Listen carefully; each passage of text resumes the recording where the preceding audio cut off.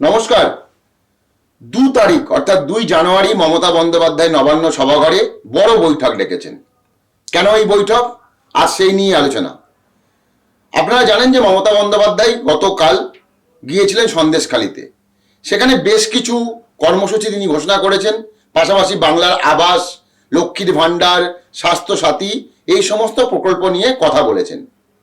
এবং তিনি বলেছেন যে যে সমস্ত জায়গার প্রত্যন্ত এলাকা যেখানে এসসি এসটি সার্টিফিকেট পেতে এখনো সমস্যা রয়েছে সেই সমস্ত জায়গায় দুয়ারে সরকার করতে হবে।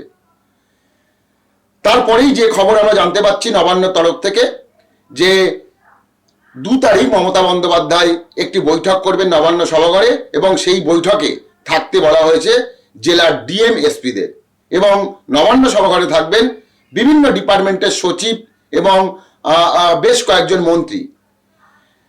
যেটা হচ্ছে বিষয় যে এই বৈঠকে মমতা বন্দ্যোপাধ্যায় বছরের শুরুতে সময় নষ্ট না করে 2 তারিখই তিনি মিটিং করবেন, এই নিয়ে অনেকের মধ্যে আলোচনা শুরু হয়েছে। কিন্তু এখানে কোনো আলোচনার বিষয় নাই। মমতা বন্দ্যোপাধ্যায় চাইছেন বছরের শুরুতেই রাজ্য প্রশাসনকে আরো চাঙ্গা করতে, এক কথায় ঝাঁকুনি দিতে। সেই কারণেই তিনি এই বৈঠক ডেকেছেন। বৈঠকের যে সমস্ত আলোচনা হতে পারে বলে আমরা জানতে পারছি তা হচ্ছে 1 নম্বর, যেটা সব থেকে গুরুত্বপূর্ণ হয়ে উঠবে, পিএইচই ডিপার্টমেন্টের জল প্রকল্প। মমতা বন্দ্যোপাধ্যায় এর আগে বারবার বৈঠক করেছেন, কখনো বিধানসভায় কখনো নবান্নে, এবং বারবার বৈঠক করে একটা কথা বলেছেন যে টার্গেট অনুযায়ী মানুষের বাড়িতে বাড়িতে জল পৌঁছে দিতে হবে এবং সেটা যত তাড়াতাড়ি সম্ভব সেই কাজ সম্পূর্ণ করতে হবে। এর জন্য তিনি বিভিন্ন সময় বিভিন্ন ভাবে আধিকারিকদের বকুনি দিয়েছেন, ঝাড় দিয়েছেন, কখনো মন্ত্রীদেরকে বলেছেন যে এভাবে কাজ করা যাবে না, আরো কাজে গতি আনতে হবে। কখনো সেই ডিপার্টমেন্টের সচিবকে ডিরেক্টলি বলেছেন কাজের গতি অবশ্যই বাড়াতে হবে, না হলে যে টার্গেট রাজ্য সরকার নিয়েছে জল প্রকল্পের জন্য সেই টার্গেট পূরণ করা যাবে না। অর্থাৎ এই যে 2 তারিখের যে বৈঠক, সেই বৈঠকের অত্যন্ত গুরুত্বপূর্ণ বিষয় হবে যে পিএইচই ডিপার্টমেন্টের আন্ডারে যে জল প্রকল্প, ঘরে ঘরে জল পৌঁছে দেওয়া, সেই বিষয়টি। এর পরবর্তী যে বিষয়টি রয়েছে আপনারা সবাই জানেন, আমরা প্রথম থেকেই আবাস নিয়ে যেভাবে আপনাদের সামনে বারবার তথ্য দিয়ে গেছি এবং গতকালও আমরা এই আবাসের বিষয় নিয়ে আপনাদের সামনে আলোচনা করেছি। মমতা বন্দ্যোপাধ্যায় ইতিমধ্যে 12 লক্ষ পরিবারকে প্রথম কিস্তির যে টাকা, সেই টাকা পৌঁছে দিয়েছেন তাদের অ্যাকাউন্টে এবং তিনি গতকাল সন্দেশখালি থেকে বলেছেন যে 6 মাসের মধ্যে কাজ সম্পূর্ণ করলে তিনি আরো যে দ্বিতীয় কিস্তির যে টাকা, সেই টাকাও পৌঁছে দেবেন। কিন্তু যেটা হচ্ছে সব থেকে বড় টার্গেট মমতা বন্দ্যোপাধ্যায়, কিছুদিন আগে মমতা বন্দ্যোপাধ্যায় ঘোষণা করেছিলেন যে 12 লক্ষ পরিবার নয়, রাজ্য সরকার টোটাল 28 লক্ষ পরিবারকে বাড়ি দেবে এবং সেই ক্ষেত্রে তিনি বলেছেন যে যেহেতু 12 লক্ষ দেওয়া হয়ে যাচ্ছে, তাই বাকি যে 16 লক্ষ, সেই 16 লক্ষ পরিবার বাড়ি পাবেন 2026 সালের আগে বা 2026 সালের শুরুর মধ্যেই। আপনারা সবাই জানেন যে 2026 সালে বিধানসভা নির্বাচন রয়েছে এবং সেই বিধানসভার আগেই মমতা বন্দ্যোপাধ্যায় চাইছেন 16 লক্ষ যে বাকি রয়েছে 16 লক্ষ পরিবার, তাদের অ্যাকাউন্টে অ্যাটলিস্ট প্রথম কিস্তির টাকা পৌঁছে দেওয়া। সেই বিষয় নিয়ে নবান্ন সভাঘরের যে বৈঠক রয়েছে 2 তারিখ, সেই বৈঠকে তিনি আলোচনা করবেন এবং কিভাবে এই কাজ তাড়াতাড়ি সম্পূর্ণ করা যায়, গতি আনা যায়, সেই সমস্ত কিন্তু তিনি নির্দেশ দেবেন। এর পাশাপাশি আমরা সবাই জানি মমতা বন্দ্যোপাধ্যায়ের আরো বেশ কিছু প্রকল্প রয়েছে, স্বাস্থ্যসাথী, লক্ষ্মীর ভাণ্ডার, সবুজ সাথী, রূপশ্রী থেকে শুরু করে বিভিন্ন রকম প্রকল্প। সেই প্রকল্পের কাজ কতটা এগোচ্ছে, মানুষ ঠিকঠাক পরিষেবা পাচ্ছেন কিনা, সেই সমস্ত বিষয় নিয়ে তিনি কিন্তু একেবারে বলা যেতে পারে অফিসারদের কাছে পড়া ধরবেন যে কতটা তারা কাজ করতে পারলেন। সেই কাজের যে খতিয়ান দেখার পর যদি মমতা বন্দ্যোপাধ্যায় সন্তুষ্ট না হন, অবশ্যই বেশ কিছু অফিসার মমতা বন্দ্যোপাধ্যায়ের ক্ষোভের মুখে পড়বেন।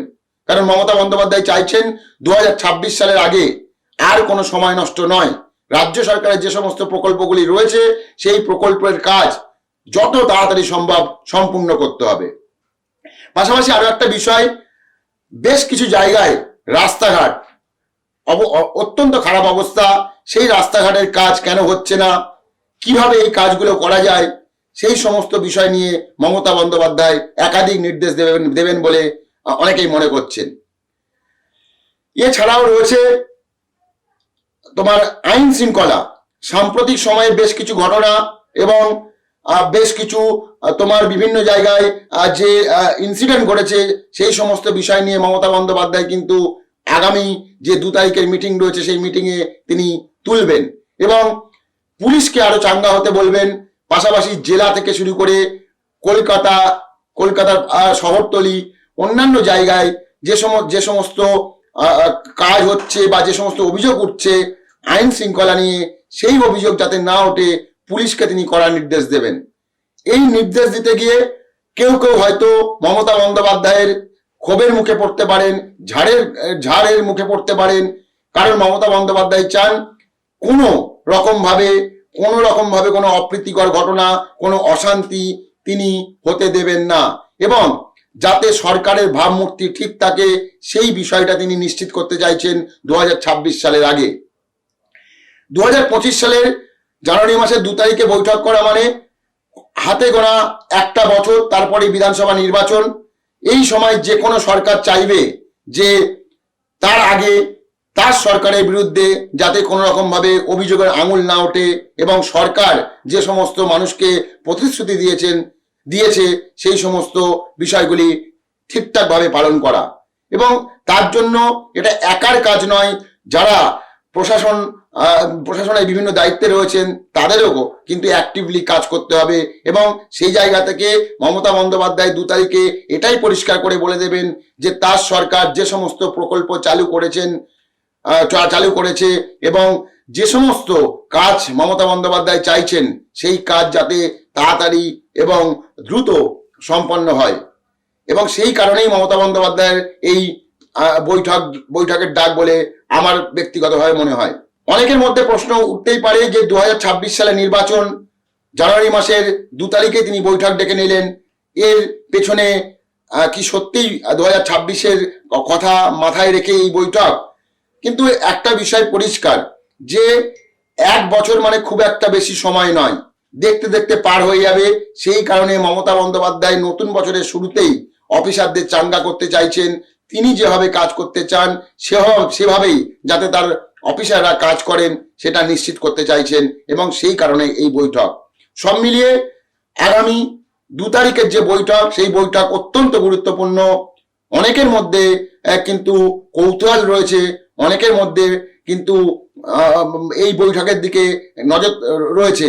কারণটা হচ্ছে এই বৈঠকে মমতা বন্দ্যোপাধ্যায় কাদেরকে ভর্ৎসনা করেন আর কাদেরকে তিনি প্রশংসা করেন সেটা কিন্তু অত্যন্ত গুরুত্বপূর্ণ বিষয় হয়ে দাঁড়ায় সব সময়ের জন্য প্রশাসনের অন্দরে। তো এখন দেখার বিষয় মমতা বন্দ্যোপাধ্যায় আগামী 2রা জানুয়ারির যে বৈঠক সেই বৈঠক থেকে আর কি নির্দেশ দিচ্ছেন এবং তিনি কিভাবে আগামী দিনে প্রশাসন চালাতে চাইছেন তা অনেকটাই পরিষ্কার হবে 2 তারিখের এই বৈঠকে। প্রত্যেকটা বিষয়ে আমরা যেভাবে আপডেট দিয়ে থাকি দা ওয়ালের মারফতে, আগামী 2 তারিখের যে বৈঠক সেই বৈঠকেরও আমরা শুরু থেকে শেষ পর্যন্ত আপডেট আপনাদের দিয়ে যাব। ততক্ষণ দেখতে থাকুন দা ওয়াল, কারণ খবর এখন এখানেই। নমস্কার।